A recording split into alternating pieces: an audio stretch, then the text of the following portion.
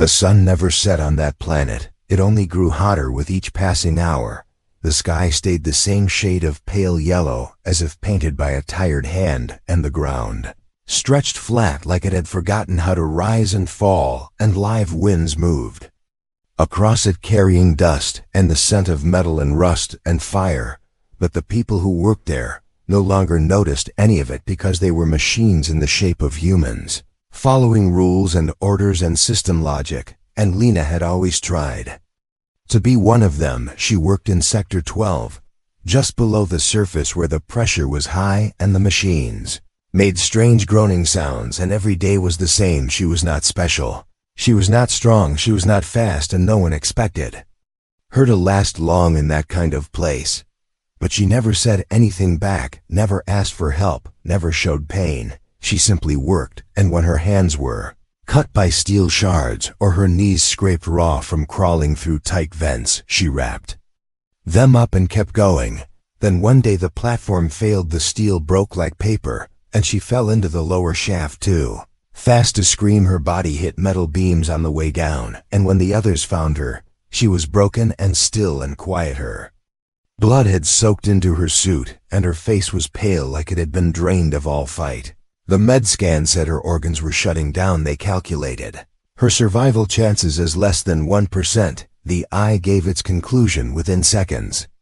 Unfit for further care, not worth the resources. People nodded. They did not protest. They said it was sad, but systems were systems and rules were rules. They said she had lasted longer than expected, and that was already something. Some even said it was better this way, one less weak body in a hard place. No one offered a goodbye. They left her on the medbed and moved on to other tasks. But Mark stood there for a long time. He had not known her well. They had spoken maybe 5 times, once about a broken wrench, once when she dropped her food tray, once when she smiled at a joke that wasn't very funny. He remembered that smile because not many smiled in that place. Mark was an engineer. He repaired the damaged crawlers and cooling units, and often worked alone. He was quiet and careful and not known for breaking rules. But now he stood next to her body, and he did not move, and his face looked like someone who had just remembered something very important. Then he leaned down and checked her pulse, not just through the scan, but with his own fingers, and he saw a flicker, not strong but real. Something inside her was still holding on, and maybe it was foolish or desperate or mad, but he did not think. He only acted. He lifted her slowly, trying not to bend her limbs too much, and she felt lighter than she should have, like something had already left her or never fully formed. And he turned and began walking out of the medbay without saying a word to anyone. The guards at the gate called after him, asking for his clearance, asking what he thought he was doing, asking if he had gone out of protocol, but he did not stop. He only said one thing as he walked past Station 5 and into the open land. He said, "I am taking her to Station 9, and no one followed him because they thought he would give up after a few miles. They said he was tired and emotional and would turn back soon. They said this was what humans did. Sometimes they felt too much and lost control and made mistakes." Mark kept walking. Station 9 was 3 days away across rough land filled with broken metal fields and forgotten drone husks and shifting ground where heat shimmered like glass and nothing grew and nothing lived. There were no roads, no shelters, only the wind and the dust and the silence, and yet he walked through it carrying Lena in his arms, pressing her close to his chest to shield her from the wind, her head resting against his shoulder like a fragile promise. He talked to her sometimes, saying her name, telling her about things. He remembered things that did not matter to anyone else, like the first time he saw Earth snow, or how he hated the taste of protein paste, or how once she had handed him a missing bolt without him asking, and it had saved him hours of work. He told her. He remembered that, and maybe that was enough. Maybe remembering someone was the first step to saving them. Above him the drones floated silent and cold, their lenses watching and recording his path, transmitting it back to the central system where machines logged his movement and labeled it irrational behavior. They sent out warnings and alerts and flagged his ideas compromised, but no one stopped him because they did not believe he would last long. And They were already writing reports for when he failed, but the funny thing about Mark was that he did not care what the system said, he did not care what the numbers said, he only cared that Lena was still breathing, and as long as she breathed he would not stop. He wrapped her in his only heat shield blanket, as the sun climbed higher and higher, burning the air around them. His own skin blistered under the heat, but he shifted her weight to protect her. He drank water only when her lips were dry, and he shared half his oxygen with her, even when it made his head spin. The ground was cruel. It tore at his boots and ripped his pants and left cuts on his legs, but he walked without looking down. He walked as if every step was a message to the stars, a message that said, no, she is not gone, not yet. He did not know if Station 9 would help him. He did not know if they would open the gate, or if the healing pod would even work, or if Lena's heart would last that long, but none of that mattered now, because in that wide, dead place, there were only two things that were still alive. One was her heartbeat, the other was his will to carry her forward, and he was not going to let go. Mark had no map in his hand and no voice in his ear guiding his steps, only the fading line of rusted pylons across the horizon that led toward the distant outpost, and the ache in his arms that told him every moment that Lena was still there, still warm, still holding on. The ground changed with each mile. What was once cracked rock turned to shifting gravel, and what was once gravel turned to sand that stuck to his boots and burned through the solace. But still he walked, and still he whispered her name, not to wake her, but to remind himself that she was real. The drones above him had begun to drift lower now, following him without speaking, without warning, without offering help, like silent judges waiting to watch the fall they believed was coming. They recorded every movement, every sway, every stumble, sending it back to the core, where cold minds debated his behavior, calculated his decline, predicted his. And they said he was a data point, a pattern they had seen before, humans reaching beyond their capacity for reasons that made no statistical sense. And they watched him not because they cared, but because they wanted to prove themselves right.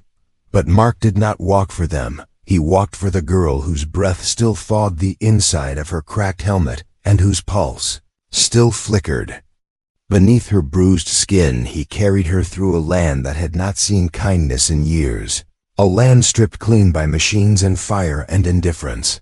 He crossed fields of scorched panels that once powered outposts, now long dead, stepping over broken wires that sparked faintly with forgotten charge. He crossed valleys where the wind had carved deep grooves into metal hills, and each gust felt like a slap against his skin. He did not eat because the rations were not enough for two, and he had already chosen she would get them all. He did not sleep because to stop was to risk time, and he knew every hour was a line drawn between life and death. Her body was limp against his chest, but there were moments, tiny moments, when her fingers twitched or her lips moved without sound, and in those moments he felt stronger than the pain in his shoulders and the fire in his lungs. On the second morning, if it could be called a morning, in that sun-blasted place, the wind shifted and brought with it the sound of broken machines crawling beneath the sand scavenger units left behind by old operations.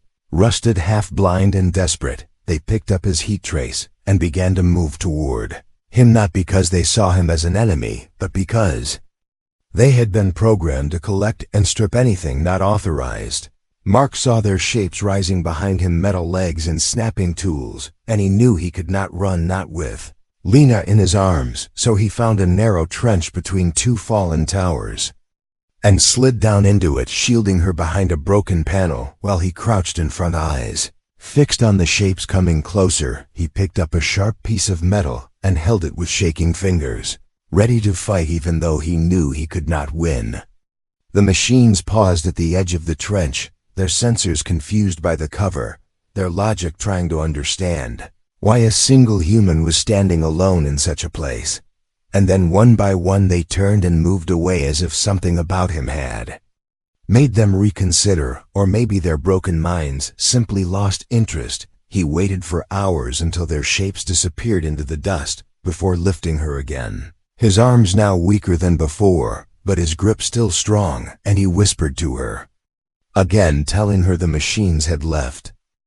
And she was safe for now, even though she could not hear him. He believed that part of her might understand. By the time the second night came, his body was shaking from lack of rest and food, and the cold had returned, creeping in with long fingers that gripped his bones and stole the warmth from his blood. He found shelter inside the wreck of an old crawler, its roof torn open, and seats long gone, but the walls still solid enough to block the wind. He laid her down gently and wrapped her in his own suit, peeling it off even though the chill bit at his skin, because she needed it more than he did.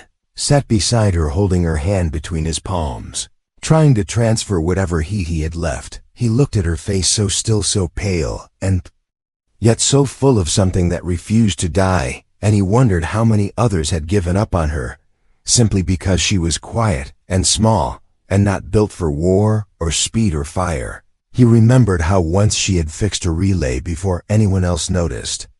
It was broken, how she had worked past her shift without complaint, how she had smiled when no one else did. Leaned his head against the wall, and for a moment let himself drift, not into sleep, but into memory, into the quiet places where her voice still echoed faintly, and where the world had not yet become so cold and heavy. He thought about how unfair it was that the system chose who deserved to live, and who did not, based on numbers and scans, and how easy it was for people to agree with those numbers because it saved them from feeling too much. But Mark felt everything. He felt the weight of her body, and the fear of losing her, and the fire of not letting go. No matter how much it hurt, he knew he could still turn back, that he could call for evac or drop a beacon and let someone else decide her fate. But he also knew that no one would come, not fast enough, and not with the heart to carry her through what was left of this broken land. So when the wind rose again and the stars began to fade behind clouds of dust, he stood up once more, his legs trembling and his breath shallow. He lifted her again, one arm beneath her back, the other under her knees, her head resting near his shoulder, and he took another step forward, then another, each one slower than the last, but each one still a step toward Station 9. And above him the drones kept watching, cold and silent. But they were not the only ones now, because across the distant systems the feed had spread. Shared first as a curiosity, then as a message, now as something more, a question whispered in dark halls and bright screens. What makes them do this? What drives a species to carry one of their own through death and ruin, without promise of reward? No one had the answer, not yet, but Mark kept walking, and that was the answer in itself. Wind that came on the third day was colder than before, sharp and bitter and cruel. It slipped through every crack in his suit and touched his skin like ice. It did not howl or scream. It whispered like an old voice, tired of watching hope crawl across dead land.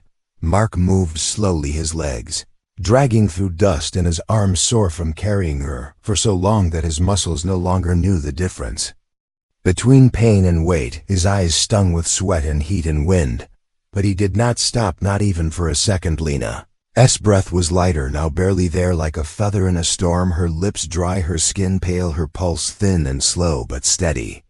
And every time he looked down and saw her chest rise even the smallest amount, something inside him pushed back against the cold, against the ache, against the quiet voice in his head that begged him to stop and rest, just for a little while. There was no shelter in sight, only broken antenna towers fallen sideways and half buried in dust.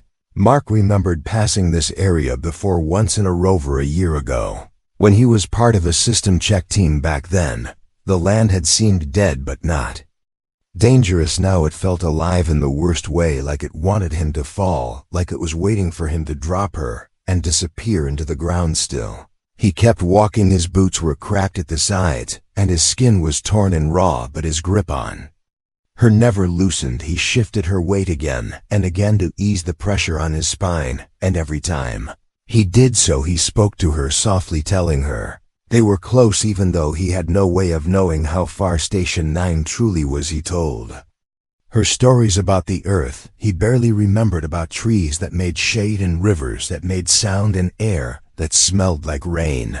He told her about the sky and how stars looked when they were not hidden by static and heat, She did not respond. But once her hand moved just slightly, not enough to call it a gesture, not enough to make him believe she was waking, but enough to let him know that something inside her was. Still trying at Central Command, the video feed continued to play, and now the screen was no longer ignored. It was open in multiple corners of the system, watched by curious eyes, some of them human, some not, some cold and logical, others strangely quiet, as they watched the human who would not stop walking despite every reason to give up. One of the analysts, a synthetic mind designed for efficiency and high logic, had tried to calculate his failure again and again, running the same numbers, but each time the result changed ever so slightly, the chance of success climbing higher by fractions it could not explain. It tried to eliminate emotional bias, but the variable that kept rising was not physical strength or medical access.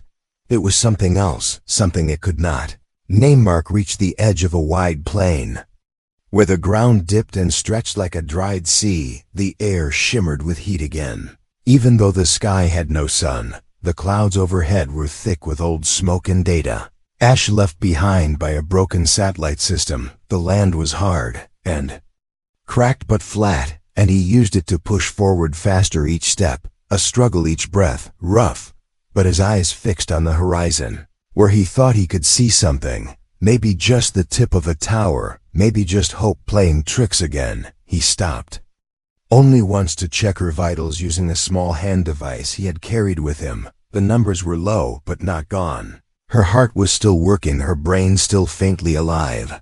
It was not enough to celebrate, but enough to keep going, and so he leaned down, kissed her forehead, and whispered, "I am still here, and you are still here, and we are not stopping, not yet." Kept walking as the day turned to a dim kind of dusk, and the cold began to return, and his legs began to give small warning trembles, signals that he was nearing his limit. But he ignored them. He told his body no again and again, until the pain turned into something else. Not numbness, but something older and deeper, like instinct carved into bone and memory. He found a broken fence ahead, pieces of an old mining zone, long abandoned metal spikes bent outward and dusted with orange rust. He slid through them, carefully shielding Lena from the sharp edges, and rested behind a half-buried loader machine where the wind was weaker and the ground warmer. He sat there with her, cradled in his lap, and closed his eyes for just a moment, and dreamed without knowing he had fallen asleep. In that brief sleep, he saw her standing again, not in the land they walked through, but in a place full of light, her hair free, her eyes bright, her voice clear. She said his name, and he reached for her, but woke to the sound of static in the air and the weight of reality back in his arms. She was still with him, barely, but still with him. He checked her again. Her skin was cold, too cold, and his own warmth was nearly gone. He stripped away the last layer of his undercoat and wrapped it around her, pulling her close as possible, breathing against her face to give her what little heat he had left. He did not cry because there were no tears left, only the heavy ache of someone who had given everything and still kept giving, because something inside him would not let him stop, because he remembered how it felt to be seen by her, how it felt when she looked at him like he mattered, even if no one else thought so. Above them the drones hovered, quiet as always, but now one of them flickered its light once, and then again, a signal, not in words but in motion, a kind of recognition. A pause, as if something inside its circuits had learned something new. Mark did not see it. He was too tired to look up, too lost in the weight of her body against his, too focused on the next breath and the next step and the next chance. But the feed continued to spread the story of a man walking through fire and dust in silence, carrying someone the world had already given up on carrying. Her, not because it made sense, not because it brought him reward, but because he believed she was worth saving, and that belief was beginning to shake the silence. The world had grown quiet around him, not the kind of silence that brings peace, but the kind that makes each breath sound too loud and each heartbeat feel too heavy. Mark moved slowly now, almost dragging his feet across the uneven ground, his arms trembling, his back bent, his mind slipping between thought and blankness, but still his hands held her with the Same care as when he first lifted her from the medbay. Still her body was close to his. Still her faint warmth stayed near his chest. Had not eaten in a full day, the last of his water gone since morning, and his vision had begun to blur around. The edges shadows pulling at the corners of his sight. But he refused to fall. He had come too far to stop. Now he had crossed 2 days of barren land with machines, watching from above and wind clawing at his skin and voices echoing in his mind, telling him to give up, but none of it broke him. None of it made him let go of her. Ahead of him stood the outline of Station 9, small in the distance and still half hidden by heat waves and dust clouds, but unmistakable. He remembered its shape. From the schematics he had studied years ago, remembered the tall antenna at its center, and the dull silver door that opened only for verified signals. It was a backup station never used for main operations, only kept active for emergencies, and yet it was his only hope now, the last place where a healing pod still ran on old manual systems untouched by current protocols. His knees gave out once as he reached the final slope, and he fell forward, landing hard on the rough path, but he twisted his body to shield her from the fall, letting the impact strike his shoulder instead. Pain burst through his arm, but he bit down on it and forced himself back up, cradling her again and whispering her name, like a quiet chant, as if saying it enough times would remind her soul that it still had a reason to stay. The drones above paused in their movement and hovered lower than before. Some of them activated red lights. Others sent data bursts across the sky systems. At Central watched his biometrics and flagged them as critical warning signs, scrolling across dozens of screens, but no action was taken. No rescue dispatched, no order sent to help the man who walked alone. They only observed and recorded, marking his progress and waiting for the point where body collapse was most likely. But Mark had passed that point long ago, and yet he moved still, step after step, against gravity, against weakness, against every logical rule. He reached the outer fence of Station 9 and scanned the entry port, but the system did not respond. His ID tag was no longer recognized, flagged and rejected by the higher network. His code corrupted by exposure and salt in time. He tried again, placing his hand on the panel and whispering a request not in command format, not in technical terms, just a plea, just open please. She needs help. Open. The panel blinked once, then twice, and then went dark. The gate remained closed. Mark looked down at her, face pale, and still her eyes closed, her breath a faint flutter. And in that moment, he knew what he had to do. He reached into the panel and tore away the casing, exposing the wires behind the access reader, and with fingers that barely obeyed him anymore, he took his own chip, the one embedded in his wrist since his first day on the job, and pulled it out, using a sharp strip of metal from his suit. He did not scream, though the pain came like fire through his bones. He only pressed the chip into the core of the panel and overloaded the gate. The door opened. With a slow groan of old gears and stale air pouring out into the dust, he staggered inside the station, barely seeing the hallway ahead. Blinking lights flickering on as motion sensors caught his shape. He followed the map burned into his memory. Down 2 halls, past a collapsed wall, through a side tunnel, until he found the old medbay, its doors still intact, its systems blinking yellow in standby. He laid her down gently on the pod platform, pressing every activation switch he remembered, and watching as the machine scanned her body with thin blue light.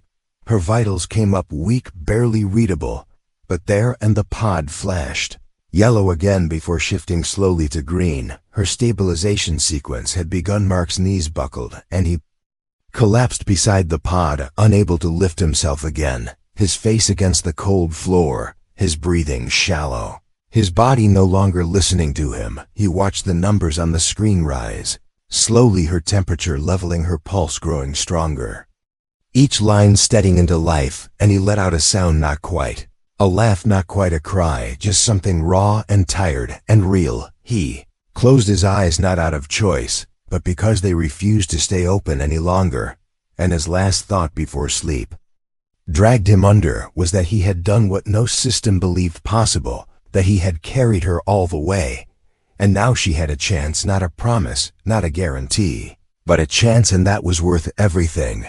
The station systems recorded the moment. Her vitals reached safety level the moment the green light held steady and sent the data back to the network, the same network that had labeled her lost, 'cause the same network that had watched him walk through fire and ruin and never turn back. And for the first time since the video began to stream, someone at Central stood up from their station and whispered a word no one expected to hear: human. The word echoed quietly through the room, not in mockery, not in sarcasm, but in awe, not because he had succeeded in saving her, but because he had never stopped trying, because he had crossed the land and faced the machines and torn his body apart for someone everyone else had left behind. Mark did not wake again. That night his body shut down, his mind slipping into darkness as medical bots in the station began to scan his injuries and prepare a second pod for emergency care. And in the dim light of that room, the two forms rested side by side, one just beginning to breathe on her own, the other silent but alive, and above them, far above them, in the orbiting satellites and distant stations, across hundreds of systems, the footage continued to spread, now no longer a curiosity, but something else, a moment of quiet rebellion against logic, a story carried through space about one man who did not follow the rules, who did not stop, who did not let go. Light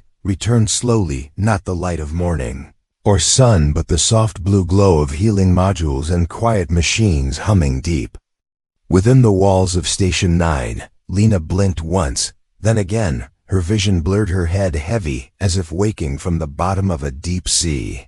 Her body did not hurt exactly, but it felt distant, like it was no longer hers. Her breath came slow and uncertain, her chest rising with effort, and every sound felt muffled, as though wrapped in thick cloth. She did not know where she was or how long she had been there, but when she turned her head slightly to the side and saw the second pod next to hers, something inside her remembered. He was there, not standing or walking or speaking, just lying still, wrapped in wires and support lines, his skin pale and thin from the toll, his eyes closed, his chest rising with the same rhythm she once followed in his arms.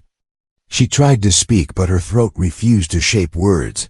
She tried to reach for him, but her fingers barely lifted from the bed, yet her heart filled with something stronger than confusion, something that had no name but was closer to home than anything she had ever felt before. Footsteps echoed outside the room, and a technician entered, moving carefully, carrying a datapad. His eyes widened when he saw her awake, and for a moment he said nothing, only stood still, like someone seeing a ghost.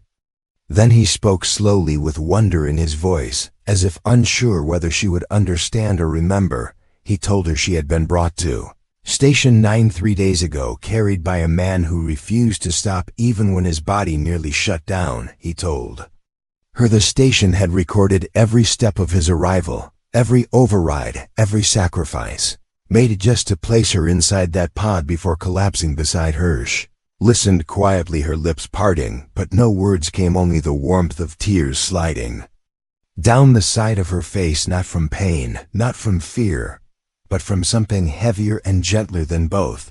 She remembered the heat of his chest, the sound of his heartbeat, the whisper of his voice repeating her name again and again like a promise.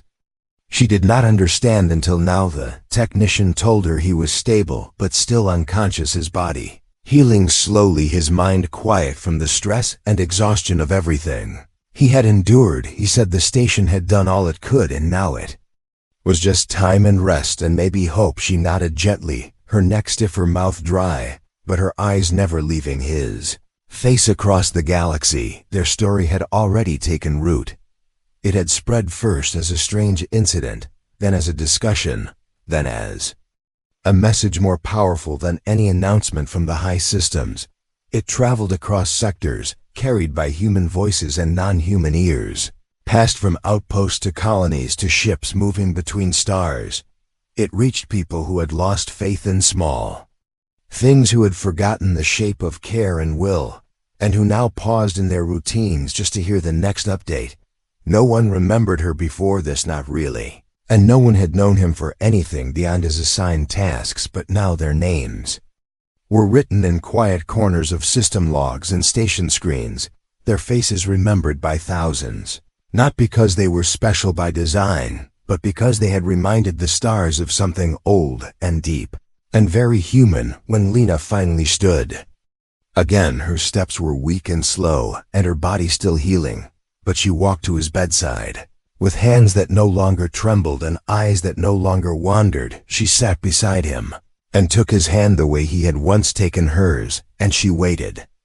Not with fear, but with steady breath and quiet strength, because she believed now she understood why he had done it. She did not ask questions, she did not need answers, she only watched his face and remembered the silence they had walked through. And how even in that silence his voice had never faded. He had carried her not because someone told him to, not because reward was promised, not because rules made it right, but because something inside him had refused to give her up. When his eyes opened days later, slow and heavy, and blinking against the light, she smiled, not a wide smile, not a loud one, just a small, real smile that held everything she could not say. And when he saw her there, awake and alive, he did not speak at first, either only reached for her hand and closed his fingers around hers, weak but certain. There were no medals, no ceremonies, no applause, only the quiet hum of machines and the soft warmth of connection between two people who had walked to the edge and come back, not because of power or machines or plans, but because of the human will to hold on, even when everything says let go outside the station. Someone had carved words into the outer wall, not in gold or glowing light, but in simple metal lines, deep and clear for any who passed to see. The words had no signature, but no one needed one. They already knew the story, and now she walked beside him, and now the silence across the stars had changed, because someone had remembered what it meant to try the end.